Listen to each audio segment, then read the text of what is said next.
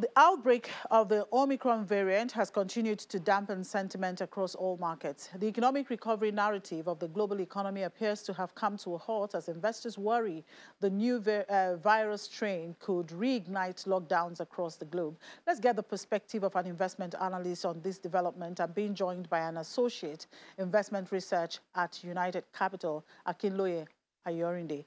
Thank you very much, Akinloye, for joining us. Good morning. The pleasure to be on the show today. Thank you. Now, this new virus strain poses a high level of concern to the global economy. We have seen markets take a hit because of it. From investment point of view, how are you reading the narrative? Okay, clearly for us, we're looking at, we've been watching developments as they unfold, particularly across the globe, keeping tabs on what is happening in Southern Africa as well as in the US, and also key countries where we know that a lot of work is being done in terms of researching the impacts of the virus, basically, of the new virus strain. And so far, there's a lot still to be discovered. There's still a lot left to be explored. Most of the information we have right now, are more or less based on small sample sizes, and they don't basically confirm anything yet. For now, there are talks around, maybe the Omicron variant may be more infectious, maybe more, transmissible compared to all the previous variants that we've had. But that uncertain outlook sort of keeps, the investment side of things it makes it a bit unclear.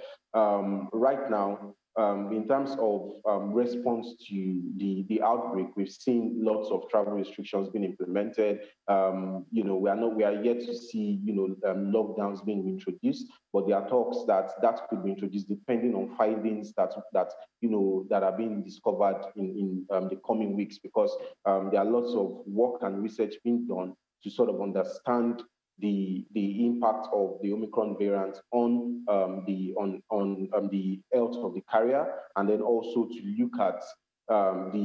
look at either existing vaccines are adequate enough to sort of protect and provide significant protection for immune systems of people who have been fully vaccinated.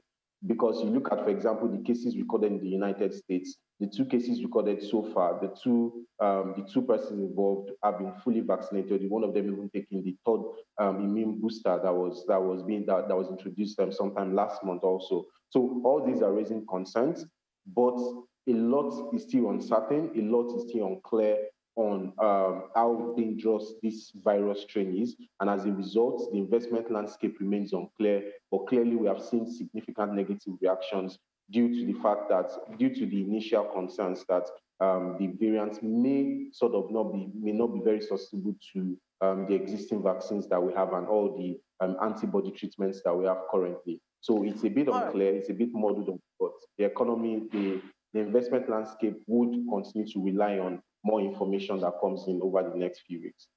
Okay, bringing it home to Nigeria, we've seen crude oil is a critical economic variable for our economy. Since the announcement of the discovery of the new strain, we've seen Brent lose over 15% and breaking below the $70 per barrel mark. Does this represent a serious concern for Nigeria, considering that we rely so much on oil for our revenue? Definitely, anything that impacts on crude oil prices is critical for Nigeria. We know that the economy depends significantly on that in terms of our foreign exchange earnings, in terms of our import earnings, and even in terms of the size of the economy. We know that there's a significant dependence on crude oil price. And so far, due to the travel restrictions that we've seen reintroduced across the globe, there's a lot of concern that it could impact on oil demand, and as a result, we've seen oil prices tank significantly. Now, how does that impact Nigeria? Our 2022 budget has an oil price benchmark of about $60 per barrel, and on Wednesday, crude oil price broke below $70 to about $68 per barrel. But we've seen it sort of trend a bit higher back to $71. And the further oil price is away from our budget benchmark, the better it is for the Nigerian economy. So it's very critical for achieving our budget targets for next year, particularly in terms of revenue.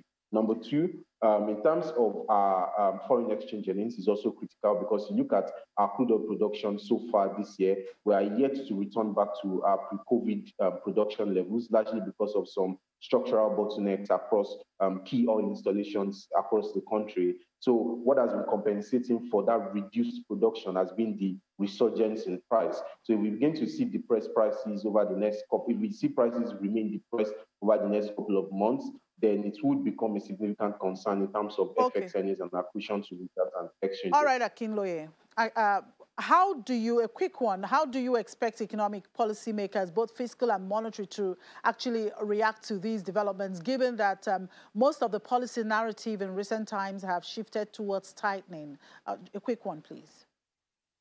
Okay, yeah, so quickly, clearly, most economic authorities will largely still continue to watch how the virus strain evolves, based on more information being available from scientists over the next couple of weeks. That will shape how economic authorities would react. If the virus strain is described as more dangerous and more concerning, then we could see a situation whereby economic authorities may relax their tightening stance in order not to hurt the economic recovery that we've seen so far.